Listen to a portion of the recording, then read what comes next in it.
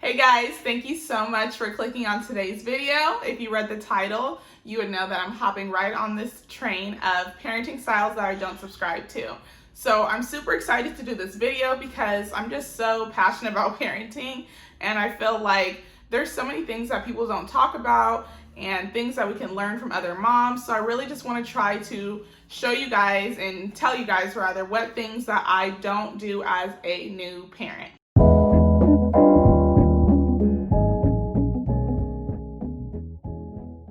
All right, so let's hop right into number one, which is baby proofing. So this is kind of controversial because I feel like a lot of new moms, we get a little nervous, we get a little anxious with our little ones, and we want to just be there to protect them as best as possible. But one thing I don't do is baby proofing.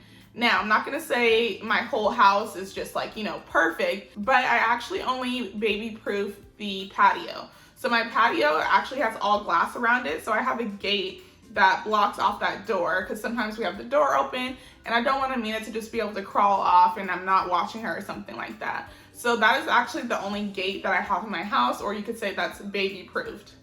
Other than that, there's no toxic chemicals that are in her reach. There's no plugs.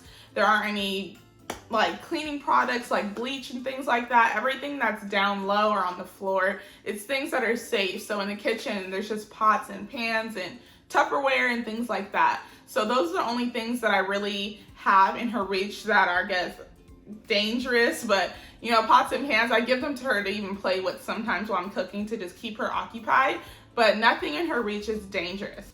So I do this because I feel like through independence, kids can learn responsibility. And some things I feel like I just try to watch Amina do, and I help her do certain things for example, the dresser. The first couple times she learned that the dresser, if you close it, your fingers are gonna get stuck inside of it. So the first time it was kind of scary, I'm not gonna lie, but I just didn't wanna buy all those straps to stop the dresser from closing. So instead, I showed her, this is how you close and open a dresser. I took that time to show her how to open and close a drawer, and now she knows how to open and close it and not get her fingers stuck. But instead of teaching her that, I could have easily just got it baby proof, and just stopped her from doing that.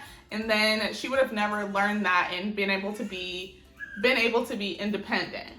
So my next parenting style that I don't subscribe to is sympathy during tantrums. Now, I don't believe in this just because I feel like any attention is attention to your kid. So when they're having a tantrum, they're obviously expressing themselves and they're telling you how upset they are because they can't do something or whatever happened, they're expressing themselves. Now, I just feel like this is an appropriate way to express yourself. So instead of giving her that attention, I just let herself fall out to the ground or whatever she wants to do and cry and be upset. And when she's done, and then I talk to her. So I just tell her, we can't do that. We can't do this right now. Just because once she's calm and collected, then I can tell her. And I feel like even though she doesn't really understand what I'm saying right now, it even teaches me to get in this habit of explaining things to her so that she does know for the future. All right, so my next parenting style I don't subscribe to is spanking. Now, I know this is something I grew up on and all my friends had to deal with as well, and my parents did, but I just feel like spanking teaches them fear instead of learning something. So I never want to hit her when she does something that's wrong or that's bad. I really want to just tell her and explain to her certain things or why she can't do something. And I feel like spanking, when I was growing up, I didn't really understand why I was getting spanked. So I was like, instead of, why don't you just talk to me, or why don't we just do this instead? So yeah, I feel like spanking just teaches them fear and it doesn't really do anything beneficial, if you get what I mean. I feel like it's just there's no reason to it, I guess is what I'm trying to say. So this leads me right into my next point, which is telling her no. I don't believe in telling Amina no, and I do have my days, don't get me wrong, where I'm just like, no, Amina, don't do that. It's an instinct as well, because I feel like I'm gonna also get into the habit of not saying no. And I know once she gets older, if I teach myself not to say no, I know once she gets older, she'll know that, okay, mom's gonna explain this to her, or dad's gonna explain this to her. It's not gonna just be like, no, you can't do this because no. So kids are gonna test you. They're gonna test you over and over and over and over again. So one example of this is whenever I'm doing dishes, I put the clean dishes in the dishwasher and let them dry. And Amina always crawls over and she tries to get on top of the dishwasher. So instead of just saying no, Amina, and grabbing her and pulling her, I tell her, okay, we're not gonna do this right now, and I'm gonna give you something else to play with instead. So this is when I usually give her like pots, pans, you know, wooden spoons, stuff like that, just to occupy her. And this makes her a lot happier than just telling her no, because she doesn't understand. It's not giving them an explanation. So I try to do this for myself as well, because explaining to her, she's gonna understand like, okay, I can't do this right now, but she's gonna come over here and play with me soon, or whatever it is. So the next parenting style I don't subscribe to is getting mad when something is my fault.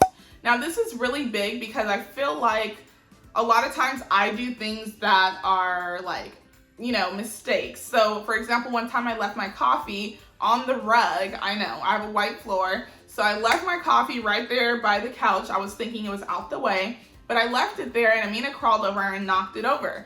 And instead I really tried to laugh it out because I was upset. I just cleaned it up right there in that moment, but I can't be mad at her when something was my fault. So instead of leaving it on the carpet now, I tried to drink my coffee within the first 10 minutes of making it or whatever, so that accidents like that don't happen. Because with a baby, you just never know. Things go unplanned, and I just don't want her to feel like something that's my fault is gonna get her in trouble. Now, for my next one is not making her eat all her food. Now, this is something that Garrett actually grew up on. So he grew up thinking that, okay, Amina. She's right there by the door. So this is something that Garrett actually grew up on, was eating all the food on your plate before you get up. And I don't want to do this with her because I feel like it creates a negative relationship with food. So if she does want to eat all the food on her tray, then great. If she doesn't, then it's fine too.